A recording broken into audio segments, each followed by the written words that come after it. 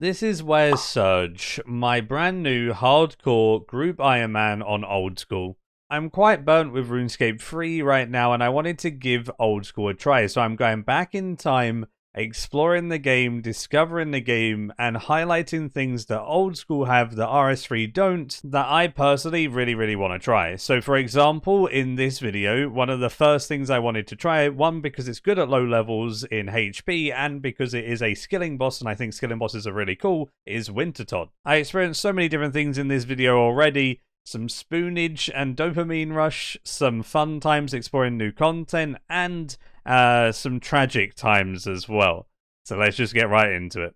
Starting off, I want to introduce the team. The team is 4 lovely RuneScape 3 content creators who also have never played old school themselves either.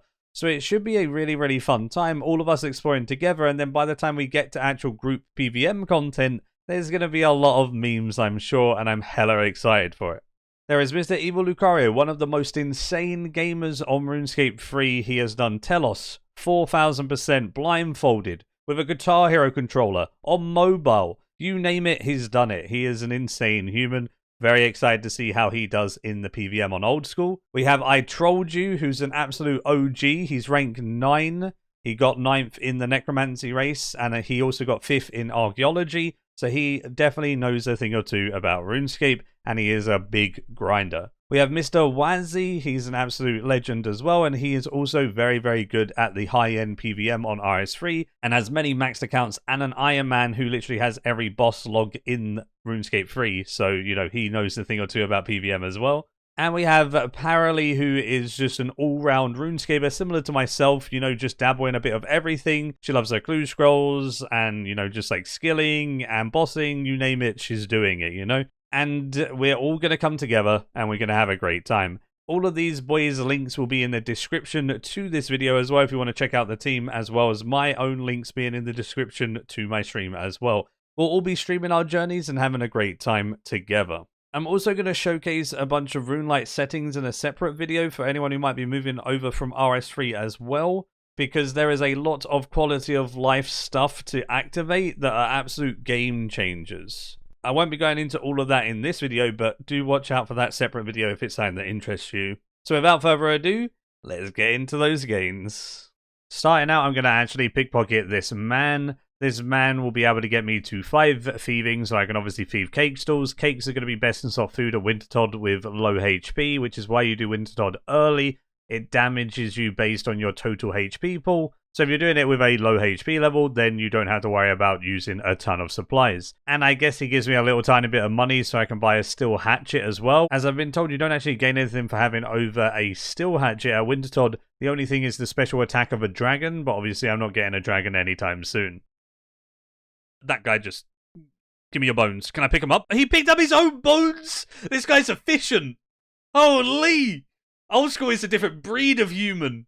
The guy died for 4 prayer XP.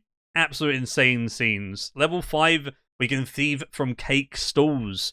And there's the lovely steel axe from Bob with the money that I got from the pickpocketing as well. We are absolutely gaming. You don't have lodestones, but you do have mini-game teleports. Some mini-game teleports have level requirements, like I can't go to the fishing trawler right now, for example, because it requires level 15 fishing. But I can go to certain places with 0 requirements, like Castle Wars. So I can teleport to Castle Wars right now with the minigame teleport. And then when I go to Castle Wars, I can then easily run up towards RD and also get Monk's Friend quest done along the way, as that gives me a bunch of woodcutting XP. And then inside RD, I plan on thieving cakes. There's the Monk's Friend done, 2000 woodcutting XP and some lore runes, which are really useful as well. That's the first time I've ever used Quest Helper, and it felt so good. Also, level 15 woodcutting is lovely too.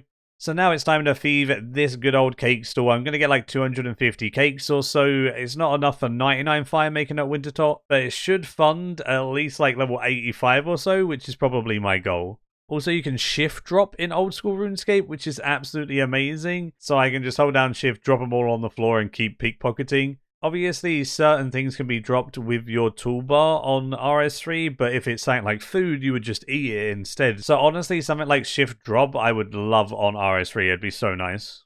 I also pickpocketed a little tiny bit of silk because I can sell the silk back to the silk trader later on for 60 GP each, which is actually pretty huge. I can get a few thousand gold here just from a couple of inventories, and then that will do me for the Daddy's Home quest. Yes, there is a quest called Daddy's Home, which will give me a house, and then I need a house for Wintertot to give me construction XP as well, so I will get that before we go. Ah, the lovely random events. While I was nearby, I thought I'd go to Tree Gnome Stronghold, get 10 agility, so then I can start rooftop agility when I do my grind, which will be pretty cool, I think. After 10 agility, I went and bargained with the silk trader to get 60 GP each silk, which was 1.6k per inventory, and I did 2 inventories worth, which gave me 3.3k. But 3k is not enough GP, so we're going to go ahead and do the Stronghold of Player Security. In RS3, it's kind of funny because they don't even ask you these questions anymore, I'm pretty sure. I didn't get asked any of these questions on any account I've made in the last couple of years, and, you know, it's kind of nostalgic to have these questions again. I really enjoyed that part of it. Although, obviously, it can be quite dangerous when you get down to those low levels, as there's some monsters that hit pretty hard. Alright, let this be known, if I lose a life for the group, I lost it for the fancy boots.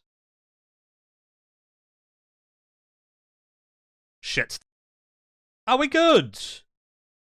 Never mind, we got hit a 4. There is no way you get anything other than fancy boots. Look at that fashion. Those rainbow boots. Daddy's Home quest getting done with the cheeky quest helper. Look, it lights up everything blue, bro. Everything I need to click is just blue. And then if there isn't something highlighted in blue, then my minimap's got a blue arrow or whatever. This is, it's so nice. We did it! We can now build a wooden chair. Okay, we can open up this. What do we get? That's crazy. Yo, what a good quest. Oh, my inner clue scroller just got super excited. A clue nest with a beginner clue in it. This is sick. Let's go do it. Alright, you ready?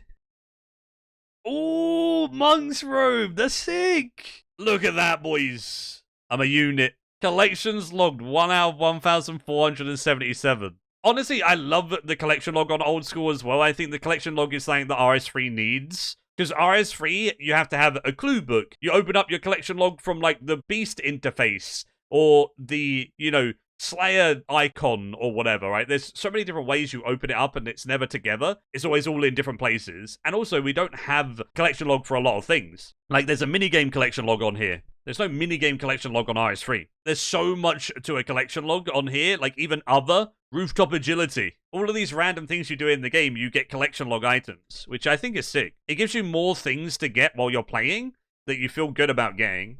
This is actually one of the newest updates to old school forestry. What forestry is it's like social woodcutting. So when you woodcut with other people, yeah, you do make the trees fall down, but they come back up super quick in the forestry world. And then there's like events around the trees and stuff here and there that spawn and give you a bunch of woodcutting XP. And they also give you a bunch of currency which you can spend in the forestry store for a bunch of cool items. Some items that I completely don't understand right now, and then other items that have alternative ways to get them. Skillers can now get the lumberjack outfit because they can't do temple trekking, but they can do forestry. One thing that was really cool that I noticed as well, though, is the lumberjack outfit in RS3 is 1% per piece. And something I noticed with old school is that they give a very small amount of XP and only 0.5% XP for the full set as well. Like the chest gives 0.4% more XP and the boots give 0.2% more XP. So you're getting so much less experience for the full set. I guess it makes sense with everything being slower.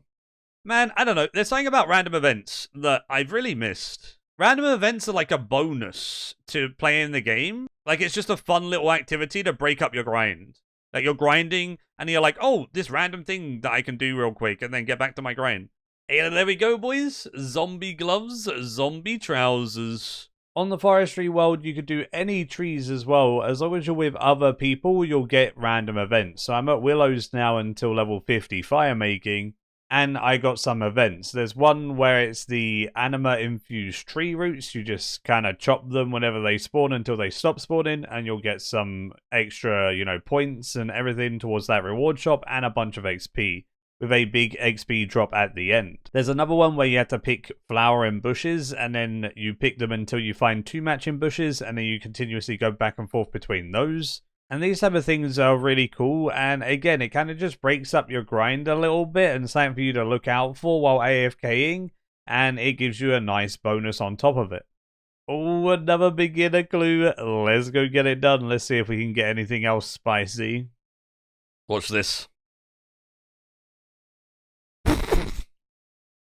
50 fire making. We did it. Winter Todd is unlocked, but we need to do one thing first. That one thing is digging up the Clue Hunter outfit. The Clue Hunter outfit counts as warm clothing, and you need 4 pieces of warm clothing in Winter Todd to reduce damage. I dug up the legs, and then I dug up the gloves and the boots. And I bought a rainbow scarf from Draenor from Diango, and that is my 4 warm items. I am ready. But there's one issue. Walking all the way over there is not something I want to do. This is in the Great Korend, which is a brand new region, but this region is massive. I also don't really want to walk through a bunch of places that I haven't been to before without exploring them. So I'm going to kind of not spoil myself by teleporting directly there with a games necklace. But that means I need 22 crafting and 7 magic, so let's get it. Quest helper is nuts. Like, I don't have to do anything. My brain is turned off for this quest. Oh, I gotta go up the stairs? This big blue shine. And watch, when I go upstairs, you bet there's another blue shine. Even an arrow this time. 3 quest points, 1,406 craft and XP, and 2,000 coins. Yo, we replenished some of our cash stack. So now we're sitting at 11 crafting, which means we can do bowstrings. I channeled my inner bot from 2005, and I picked some flax and spun it in the house in Sears Village. But it did get me to 21, nearly 22 crafting, which I could finish off with Goblin Diplomacy, so I could get a gold bar at the same time. 200 crafting, which takes us to 22, which allows us to make sapphire necklaces. And we got a gold bar to make that said sapphire necklace. Someone in my Twitch chat told me there was a clue scroll quest, so yeah, obviously I had to drop everything, get my clue scroll quest done. And there's X marks the spot done. It actually gave me a couple of magic levels, got me into level 4 magic, and it gave me a beginner clue. So let's test my luck again, and hopefully we can get more than 6 lore runes. Oh, no way! We got the monk top as well? We have the monk top and bottoms in 3 beginner clues. Oh, it looks so good, man. 11 prayer bonus. That's huge. And that's why it's always worth dropping everything for clue scrolls. Either way, I made the good old games necklaces now. The only requirement to use the necklace is to go to Korend 1 time. So I could just take the ship from the guy I finished the X marks the spot quest with. That teleport now opens up on the necklace, and I can go straight there. This is going to be my home for a little while. After doing Wintertop for a little while and getting a bit accustomed to the mini-game, it felt pretty decent. It's apparently the least mechanical type of skilling boss in Old School, and even though it's not super mechanically heavy, it's pretty fun to do. All you gotta do is keep an eye on your HP because you take damage over time. The reason why I wanted low HP is the damage I take over time is only a 1, and if I accidentally get hit by something, I take a 2. That way I'm never taking too much damage, and the cakes heal me 12 per inventory slot, which is a lot of food per inventory slot, minimizing the amount I actually have to take. I honestly mostly just wanted to train fire making, so I only done fire making and I didn't bother fletching. I would always still reach 500 points to get 2 rolls on loot at the end of every game, and I was also getting a crazy amount of fire making experience an hour.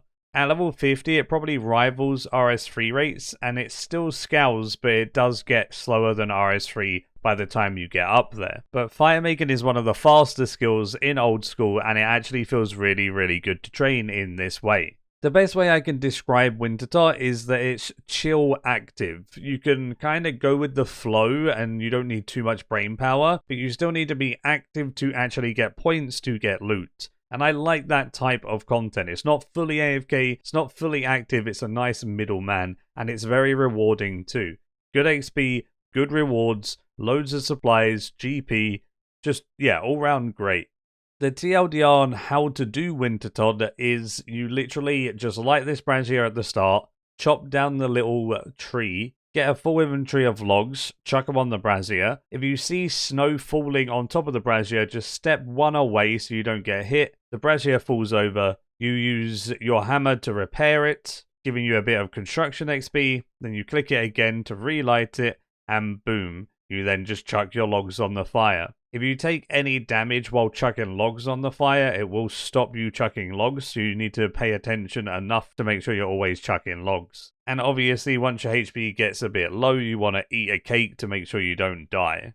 And that's pretty much all there is to Winterstart, but if you want to fletch and get a bit more points and maybe hit like 750 points to get 3 rolls on loot instead of 2 at 500, you can do that. But why fletch? Every time you complete a Wintertop game, if you have 500 points, you get a crate with 2 rolls in it, and 750 is 3 rolls, 1000 is 4 rolls. Every 250 points post 500 gives you another roll. And because I'm focusing on fire making to get more XP, I'm getting on average 2 rolls per game. Sometimes I do get lucky and get 3 rolls. As you can see on screen, there is so many good supplies in these. They are so good for a starting Iron Man. You get resources of all types. You can also get the fire making outfit, which gives you a bit more XP and counts as warm clothing here, and a Tome of Fire, which gives you unlimited fire runes for non-combat spells, Iron Blast, and uses pages for fire runes for combat spells, which is what people normally go for and is a 1 in 1000. So that's what I was going for. Yo! That's cool. So now we get more fire making XP, and it counts as a warm item, and it's also fashion. Look at that. I'm starting to look like an absolute Chad, boys. This is crazy. Oh! What? I rolled the tome and the torch? This is outfit. This is tome, 1 in 1k. Damn, dude. The torch replaces the tinderbox. I don't need a tinderbox? Yo, that's huge. One really sick thing in Runelite is the XP tracker, man. Look at this. You can see the XP gained, the XP left to the next level, the actions to the next level, your percentage towards it, your experience an hour. These things are absolutely amazing, and as you can see, even at 72 fire making, I am getting nearly 250k experience an hour. Granted, it is a very small sample size, I haven't been doing it for long, but anything over 200k experience an hour at level 70 is insane for old school, and this goes so quick, and that is why I'm choosing to just get 500 points and just fire make to get as much fire making XP as possible, because this is juicy. Also, this XP tracker on Runelite, of course it's free, right? Instead of having to pay £3 a month or a bond every 2 months for Rune Metrics Pro. The flood of people, whenever you finish a round, when they're going to get their cakes and stuff, like, it's so satisfying. Look how many people are here, bro. It's just so cool to see, because you don't really, it's very rare you see something like this on RS3, you know? Like, this happens in, like, all locations. Like, even Forestry was popping, you know? Oh, wait, no. Okay. Yeah, this is actually getting kind of disgusting. 63 KC? That's kind of disgusting. You know another thing that Runelite has that is pretty much a Rune Metrics Pro feature, but better? A drop tracker. Look at this. It tells me how much KC I have at Wintertop. It tells me how much GP I've made at the top, total. And then it shows me every single item I've received from those 66 crates. And all of my spoonage. That's madness. It is so cool. You have to pay £3 a month for this on RS3, and it's not even as good. This is so sick. I got my first little bit of Rooftop Agility XP at the first course at level 10, which is the Draenor one. It seems pretty cool. It's quite fun. You do, like, you know, all of the roofs in that area, and then you restart. I like the concept of going to different towns at different levels, doing the roofs at those and continuously progressing. Because on RS3, I know I'm keep on comparing things to RS3, but I am an RS3 player, right? So looking at it from that perspective, all you ever do is Anachronia course. And then you unlock a little bit more of the course, and a little bit more. So you're never changing locations. Changing locations makes it feel fresh and fun with new animations, new scenery. I like this. This is cool. On top of that, you get Marks of Grace while doing the courses, as you can see on the roof here. These marks of grace are traded in for the graceful outfit, which is the reward for doing rooftop agility, and it gives you a reason to train the skill. I love it when games incorporate rewards from just doing the skill, and then you're getting little milestones while training by unlocking it piece by piece, and I love that a lot. At level 20, I moved on to the Alcarid course, and again, yeah, I changed my whole scenery. There was so many different obstacles on that course, including one where you hang on like a tightrope with your teeth, which is wild, and I enjoyed that course quite a lot. 30 agility, now we have Varrock.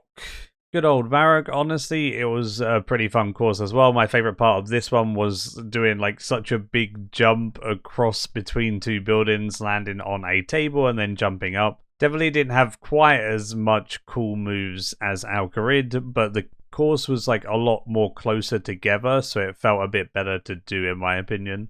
I've heard really good things about the Canifis course because everything is so close together and it's so small. It's also apparently best for marks of grace, so I'm excited for when I hit level 40. But I'm not going to get 40 just yet, as I only stayed on this course until I got enough marks to get my first piece of graceful. Random events are so sick in old school, bro. And then I get like nothing every time. And then I realize why RS3 has Treasure Hunter, because then you want another random event. It's like opening up keys. Like, you get nothing, and then you want another one, you know? So, I mean, maybe RS3 is onto something. Oh, that dog is so cool. Okay. We got Mark, which is the dog, and we've got Grace. Oh, classic Jagex. So we get these bad boys, because they are 30 marks of grace. Taking a break from the agility grind, because I don't want to do it all in one sitting. That would probably kill me. I'm just going to get like one piece each sitting, and then that'll break up the grind for me.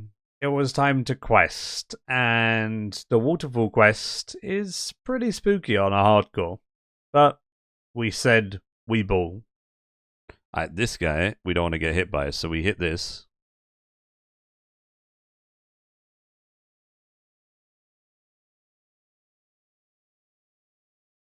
Shit. No! There's a way!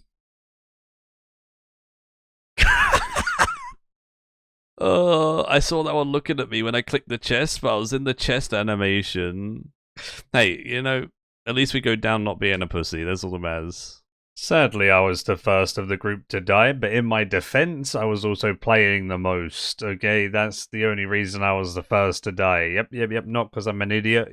With that being said, Death's Office exists in old school now. You don't just drop all your items on the floor when you die. So you actually have a Death's Office. You have the Death's Office just like RS3, but arguably it's better than RS3. For Ironmans in particular, there is a coffer. You can put items in the coffer and they work for like GE price and they pay for your deaths. So if you get a bunch of duplicates while bossing, you put them in that coffer and it'll pay for your death costs. You can't do that in RS3, right? And I love that. That is so cool. Otherwise, deaths just work the same way. You pay a bit of GP, you get your items back. So it's time to get revenge on the Waterfall quest and get it done with a bit more HP this time. I don't want to get too many HP levels just because I still want to go back to Wintertot and I don't really want to get hit for like 2s and 3s. So I'm going to keep my HP sub 20 hopefully, and I'm going to go do Waterfall now that I am 16 hit points. I actually did get the amulet when I searched the chest, so I only have to do this part. It's single way combat, so I waited for this zombie, I attacked him, and then I kind of just like half walked, half ran, and was a scaredy cat to make sure that the Moss Golem didn't hit me and the other stuff were hitting me instead because, you know, without it being multi, I couldn't get hit by everything. That's easy, bro. This guy just carried me. Look at that juicy XP, 13,000 attack and strength XP, 2 gold bars, which is 2 more games necklaces, which gets us to 30 attack and 30 strength, you know, the classic start for like any account ever. This is mad to me. The fact that Wizard's Tower's here, this is Wizard's Tower, right? Meet RS3 Wizard's Tower. I got the Restless Ghost done, 13 prayer from that bad boy. I also got a odd one out minigame, which is one of my favorites because it gives you a mystery box. The clue scroller in me just loves opening up caskets or boxes or whatever, right? Gamba. It actually gave me a medium clue. So, it just fed the clue scroll addiction. Let's go get it done. Ooh, black elegant leggies. And a U short bow. That's actually kind of good, right? For an Iron Man. And some lobsters. Oh my. Man, every single one of those items are great. I just did the classic Merlin's Crystal into Holy Grail for those juicy prayer and defense levels, and now I actually have okay combat stats, 31 defense and 29 prayer from that. Quests are so good early game. I mean, it's the same in RS3 and it just feels so good. Even though I've done these quests before, it's like that dopamine rush for 30 levels, you know? Oh, it's so nice. I went to bed after the Holy Grail, woke up in the morning, exited Camelot, and there's no better feeling than walking out to about 5 bald bots teleporting to Camelot. That's nostalgic to me, as weird as that sounds. Look at these boys. 80 fire making coming in from Wintertot. I've genuinely enjoyed this skilling boss. I would rate it at a solid like 8 out of 10, even though it's not even that mechanically heavy. I'm liking it quite a lot. After hitting level 80, I thought I'd open up some more chests, because the chests do scale with your levels, so I'm getting more GP now I'm a higher fire making level, and I needed some extra GP to buy some runes and just get some supplies and whatever. And now I'm at 100,000 GP. I've got a white cash stack for the first time on this account. I'm going to be ending this video off saying that we made a clan on Old School. So if you are someone who's just started Old School or someone who's come back to the game or something and you want a community, we have one. We made a clan called RS3 Refugees, and honestly, it's crazy the amount of people that have already joined. The clan's now sitting at 176 members, and we instantly got like 50 members join as soon as I made it on stream and stuff. And it's been so much fun to see people leveling up and seeing the clan broadcasts and just chatting to each other. The clan is open to guests, so you can just visit a clan and search RS3 Refugees and ask for an invite if you wanted one. And that'll be it for this video today, just me exploring the game a little bit and having a laugh. In future videos, I'm going to have a little bit more of a focus. I'm going to focus on certain elements and certain things in the game, and then make videos on those. I just kind of want to have my first impressions on the first video, and just have a mix of like everything. Hopefully you did enjoy the video. Give the video a like if you did enjoy. Subscribe if you're new for loads of future RuneScape content. And if you made it this far into the video, as always, you're an absolute legend, and I hella appreciate it. If you want to go above and beyond, consider becoming a member of the YouTube. I've got like 3 members at the moment, and I'm probably going to start putting names at the end of videos and stuff. You know, those type of things are always nice to show my appreciation. And as always, until next time, see ya.